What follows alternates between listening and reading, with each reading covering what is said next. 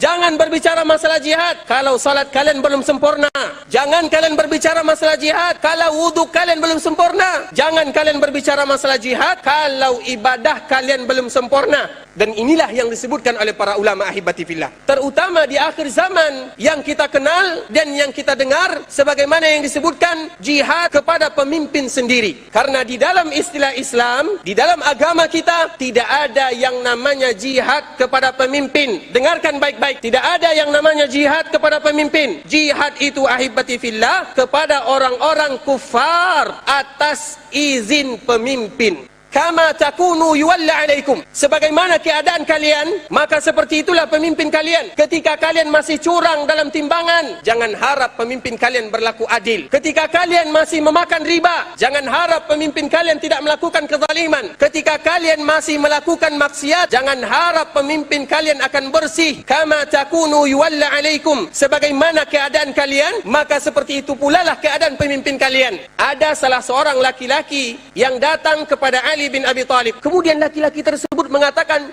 "Ya Ali, wahai Ali, limadza kana an-nasu yantaqiduna minka wa la yantaqin wa Umar?" Wahai Ali, kenapa di zamanmu ini banyak orang yang protes, banyak orang yang demo? Kenapa di zamanmu ini banyak fitnah, banyak orang yang tidak suka akan kepemimpinanmu, banyak orang yang protes? Sedangkan seperti ini tidak terjadi di zaman Umar dan tidak terjadi di zaman Abu Bakar. Seolah-olah orang tersebut mengatakan, kenapa zaman kamu ini adalah zaman yang buruk? Kenapa zaman kamu ini adalah zaman yang tidak adil? Seolah-olah dia mengatakan seperti ini. Apa jawaban Ali bin Abi Thalib radhiyallahu ta'ala anhu? Wahai fulan, ketika Abu Bakar, ketika Umar yang memimpin, maka yang menjadi rakyatnya adalah orang-orang sepertiku ini. Tetapi ketika aku yang memimpin, maka rakyatku seperti ente ini, yang suka protes, yang suka berontak. Sesuatu yang adil ahibati fillah, sesuatu yang adil.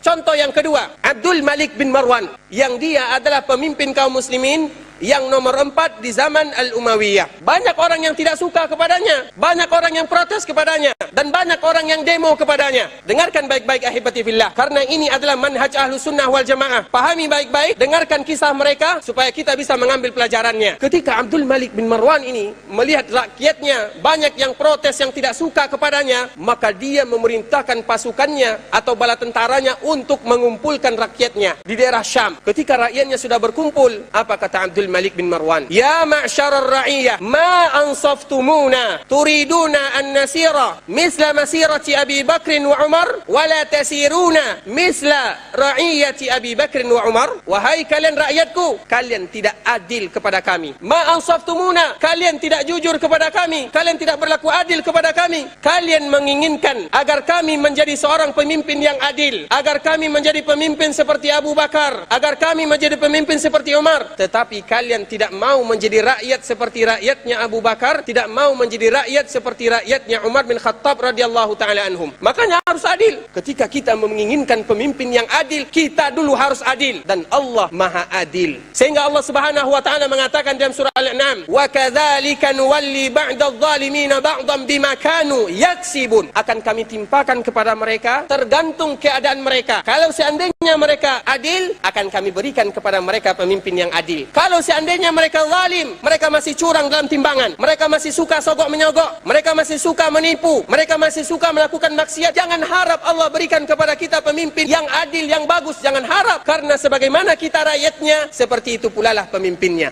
Makanya ahibati fillah, yang kita lihat itu jangan kita sering melihat kesalahan pemimpin. Yang harus kita lihat adalah kesalahan kita dulu. Dan ini sudah dicontohkan oleh para ulama ahibati fillah, dan ini adalah akidah Ahlus Sunnah wal Jamaah. Raja yang terzalim yang pernah ada di permukaan bumi ini satu saja, yaitu Fir'aun. Tidak ada yang lebih kejam melainkan Fir'aun. Fir'aun disebutkan oleh Allah subhanahu wa ta'ala sebagai taghut. Siapa yang mengatakan Fir'aun ini taghut? Allah yang mengatakan innahu tagha. Fir'aun itu adalah taghut. Apa yang dilakukan oleh Fir'aun? Membunuh bayi-bayi Bani Israel. Sesuatu yang sangat kejam, mencincang hidup-hidup orang yang beriman kepada Musa. Itu yang dilakukan oleh Fir'aun. Kemudian apa kata Allah subhanahu wa ta'ala kepada Nabi Musa dan Nabi Harun, kakaknya Musa alaihi wassalatu wassalam? Wahai Musa, wahai Harun, izhaba ila Fir'auna innahu tagha. Wahai Musa, wahai Harun, pergi temui Fir'aun, innahu tagha. Karena dia sudah melampaui batas, karena dia sudah melakukan taghut,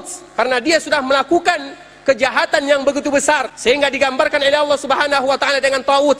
Taghut itu artinya sesuatu kejahatan yang luar biasa, yang sudah melampaui batas. Kemudian apa kata Allah Subhanahu wa taala?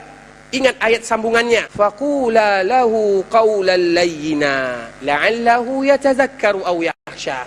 Ingat wahai Musa, ingat wahai Harun, faqula lahu, katakan kepadanya, katakan kepada Firaun tersebut, qaulan layyina, perkataan yang lembut. Layyin itu artinya sesuatu yang lembut, lebih lembut dari tisu ini. Itu layyin, yang lembut. Katakan kepadanya perkataan yang indah, yang lembut, yang bagus. La'allahu yatazakkaru aw yakhsha. Semoga dengan perkataan kalian dia takut kepada Allah dan dia ingat kepada Allah Subhanahu wa taala. Dan Allah tahu bahwa dia mati dalam keadaan tidak beriman. Walaupun demikian, Allah tetap memerintahkan kepada Musa, Allah tetap memerintahkan kepada Harun, faqula lahu qawlan layyina, katakan perkataan yang indah-indah. Kita tidak lebih baik dari Musa, pemimpin kita tidak lebih jelek daripada Firaun. Lantas apa gunanya kita menghina pemimpin kita? Apa gunanya kita mengumbarkan aib pemimpin kita? Apa gunanya kita mencari kesalahan-kesalahan pemimpin kita? Apa gunanya? Bukankah Allah Subhanahu wa taala sudah memberikan kepada kita petunjuk? Bukankah Allah Subhanahu wa taala sudah memberikan kepada kita solusi dari Allah Subhanahu wa taala? Faqula lahu qawlan layyina, katakan perkataan yang indah-indah saja.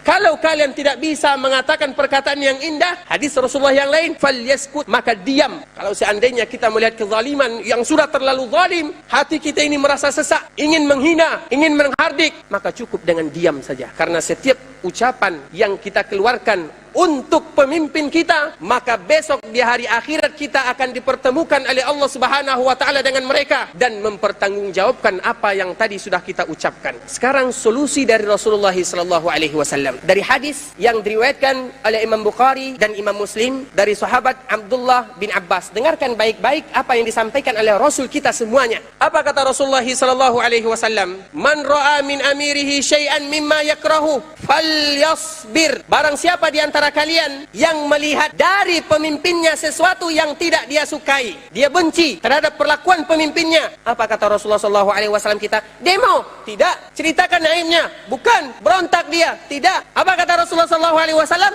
Falyasbir, hendaklah mereka sabar. Kata Rasulullah SAW, tidak seorang pun di antara kalian yang dia tidak suka kepada pemimpinnya, kemudian dia ungkapkan, kemudian dia ceritakan, kemudian dia berlepas diri dari pemimpinnya, kecuali kalau seandainya dia meninggal, mata maitatan jahiliyah, maka dia mati dalam keadaan matinya orang jahiliyah. Jadi kalau pemimpin kita zalim, itu hubungan dia dengan Allah Subhanahu wa taala, dan kita yakin bahwa Allah akan memberikan balasan kepada orang-orang yang zalim. Makanya Imam Ahmad ketika dia merasa terzalimi, dan sudah kita sampaikan, Imam Ahmad itu ahibati fillah, dia diborgol dari Baghdad menuju Syam, perjalanan yang begitu jauh, diletakkan di atas kuda dengan borgol yang berat borgolnya itu sama dengan berat badannya. Kalau seandainya cambuk yang dihadapkan kepada Imam Ahmad dihadapkan kepada unta, maka unta tersebut akan jatuh. Coba bayangkan kuatnya. Tetapi Imam Ahmad dia mengingat hadis Rasulullah sallallahu alaihi wasallam, man ra'a min amirihi syai'un mimma yakrahu falyasbir. Barang siapa yang melihat dari pemimpinnya sesuatu yang dia tidak suka, falyasbir, maka hendaklah mereka bersabar.